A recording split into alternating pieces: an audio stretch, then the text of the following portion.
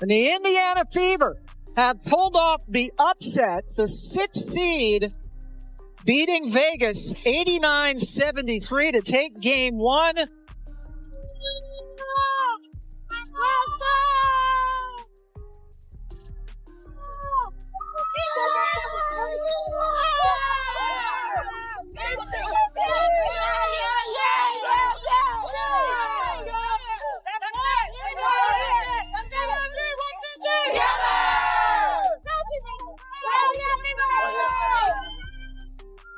ESPN wrote them off.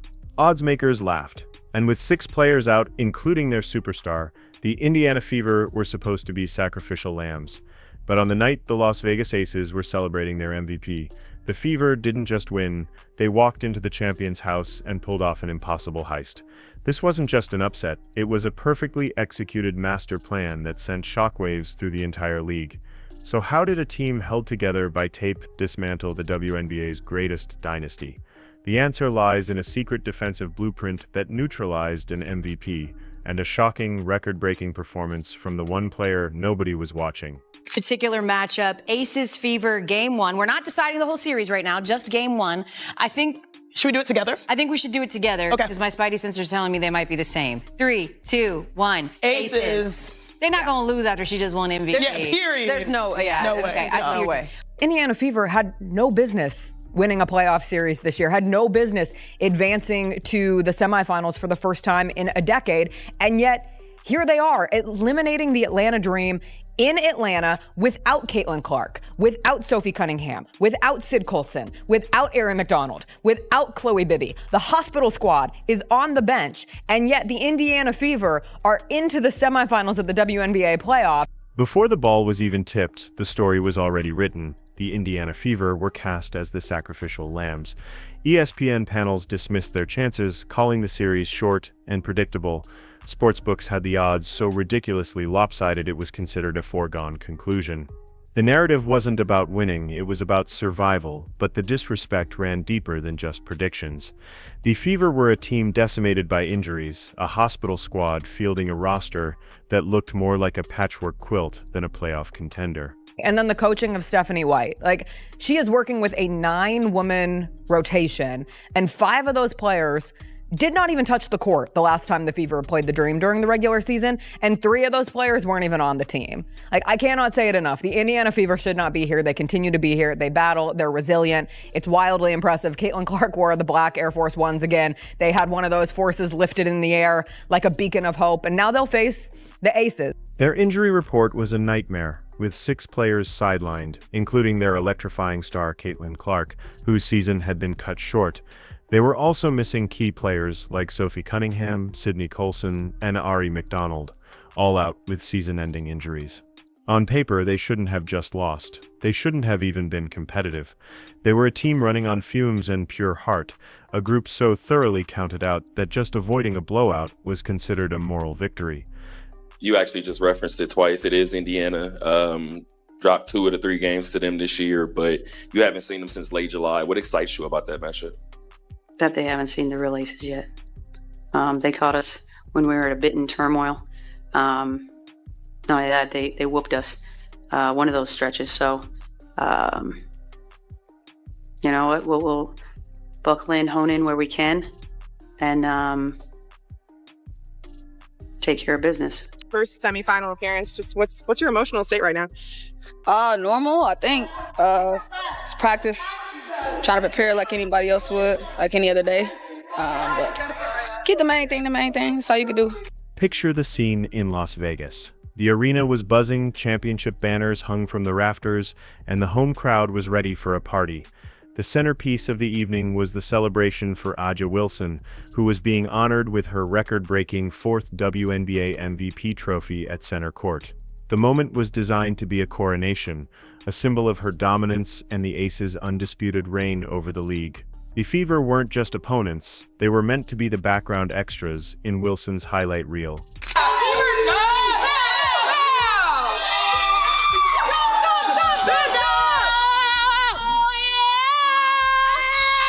Respect everyone, fear no one. Woo! Sounds in the chat! That's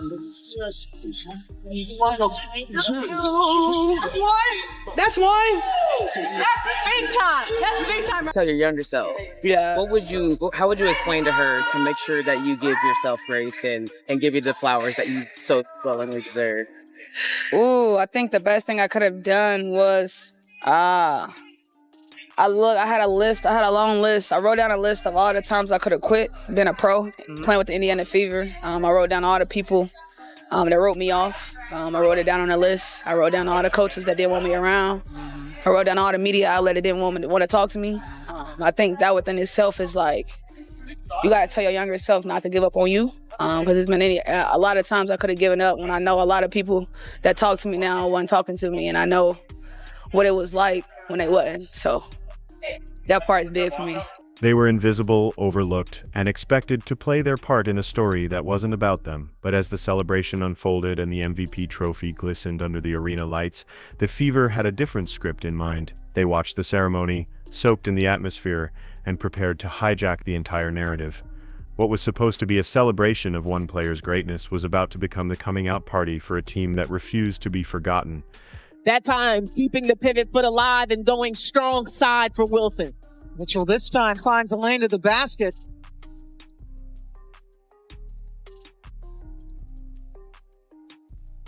Inside to Turner. Nice look from Mitchell, which follows 5 Eastern time on ESPN. Mitchell. Lot of arc on that and a couple of bounces. So who's going to step up and how can the Aces find an edge? Another good cut to the basket, this time by Turner. The Las Vegas Aces are running out of time because the Indiana Fever making passes with... That's right. Boston. Triple team kicks it out. Kelsey Mitchell. While all eyes were on the newly crowned MVP, it was an overlooked veteran guard who decided to steal the spotlight and burn the script to ashes. Kelsey Mitchell, a player who has consistently been one of the league's most dangerous scorers, but is often left out of the superstar conversation, played with a vengeance. It was supposed to be A'ja Wilson's night, but Mitchell turned it into her own personal masterpiece. She didn't just score, she surgically dismantled the Aces' defense with a relentless barrage of shots from every spot on the floor. But you could start on the defensive end. I mean, clearly we had no answer for Mitchell. Couldn't even attempt to slow her down a little bit. I thought it was really poor. Really poor. Hull had that great steal to seal the win against Atlanta. Great start for Leah Boston. Definitely the man slasher. Boston and Wilson. 2 former South Carolina players. Asia can't find the bottom of the net. 5'11". Odyssey sends in Kelsey Mitchell 5'8". Boston up, under, and in. Really having her battle. Asia. She hit contested mid-range jumpers, drained deep threes, and was a perfect 6 for 6 from the free throw line. By the final buzzer, she had erupted for a career-high 34 points, an offensive explosion that left the champions stunned and searching for answers. This wasn't just a great game. It was historic. No player in the history of the WNBA had ever scored that many points in their semifinal debut. On a night dedicated to honoring the league's best player, Mitchell sent a clear message: we have a most valuable player too, and she just put the entire league on notice. Anna could tilt the battle. Juice effort than us. So that's got to change this second half. Coach, you're shooting under 40 from the field, about 7. Get about it. All right, thank you very much, Coach Hammond. And let's go over now to Angel Gray. For Asia. Spins, counters, doesn't get the mountain. I am just so impressed. Boston just faked Wilson out of her. Good anticipation there by Breonna Turner. She's been on a couple WNBA all defensive teams, and she has really been key for them on that end of the floor in these playoffs.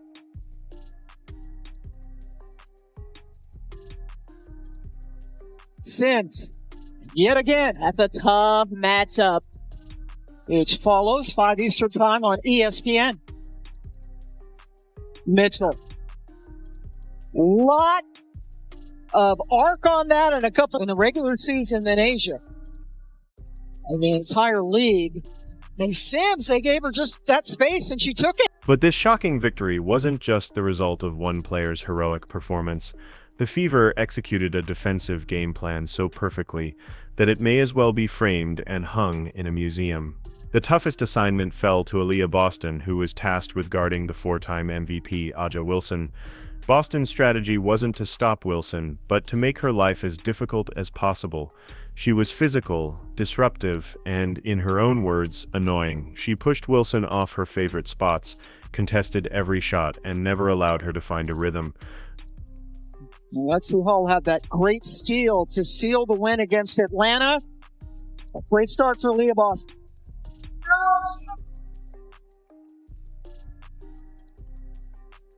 Wilson finished the game shooting a shockingly inefficient 6 for 22 from the field, one of the worst shooting performances of her playoff career.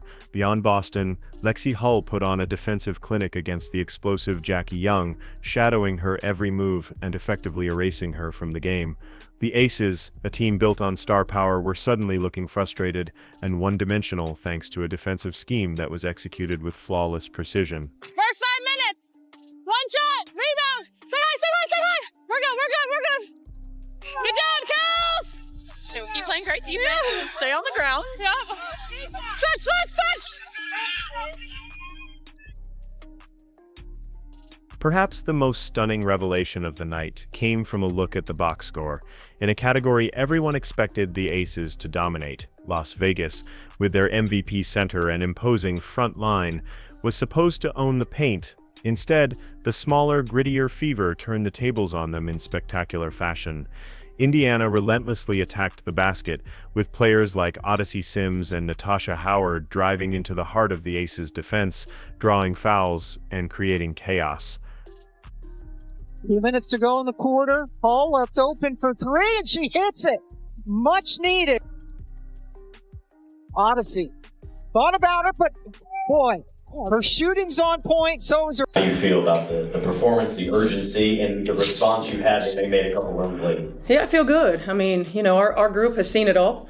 We wanted to come in and be the aggressor right away to make sure that we were dictating on the defensive end, and we were dictating from a pace standpoint.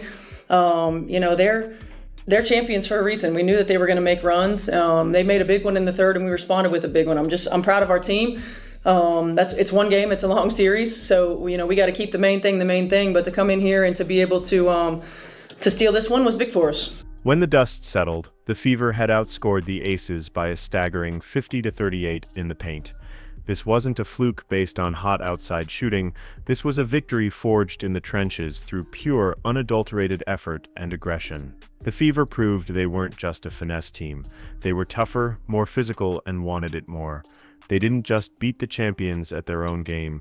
They bullied the bullies on their own home court. Using her strength, her athleticism. There were 3 or 4 Seattle players right there, but Jackie Young made the game winner. Fade away from Natasha Howard. Nothing confirmed the magnitude of this upset more than the words of the opposing coach. After the game, a visibly stunned Becky Hammon admitted her team was completely outplayed. They played with a greater sense of urgency, she confessed, adding, "Clearly, we had no answer for Mitchell." It was a rare admission of defeat from one of the league's sharpest minds, a testament to how thoroughly the Fever had dominated every facet of the game.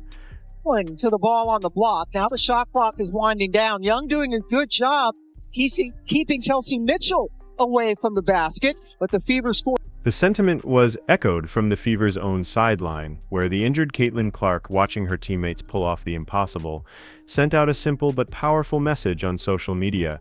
Just 2 words that captured the awe of the entire basketball world. Kelsey, unreal. It was a nod of respect from the future of the franchise to the veteran who carried them to a victory that no one believed was possible.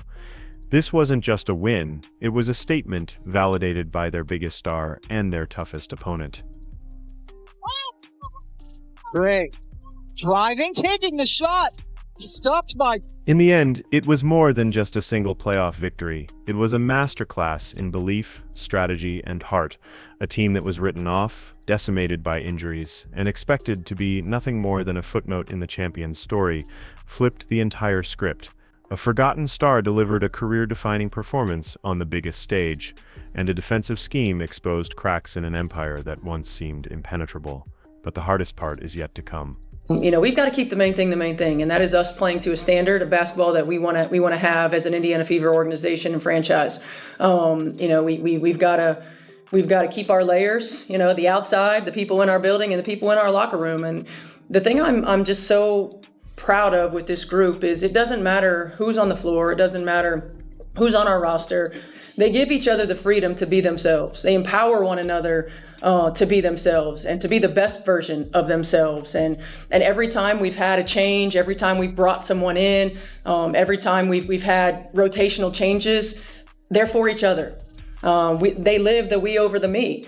And when you have that, it just gives you opportunities to do really special things. One win can be a fluke, a lucky punch that catches a champion off guard. But 2 wins? That's a pattern. The Aces are now cornered, embarrassed, and will be coming back with everything they have. The question is no longer whether the Fever can pull off an upset. The question now is whether this incredible band of underdogs can turn a single night of magic into a legendary run to the finals. The real test has just begun.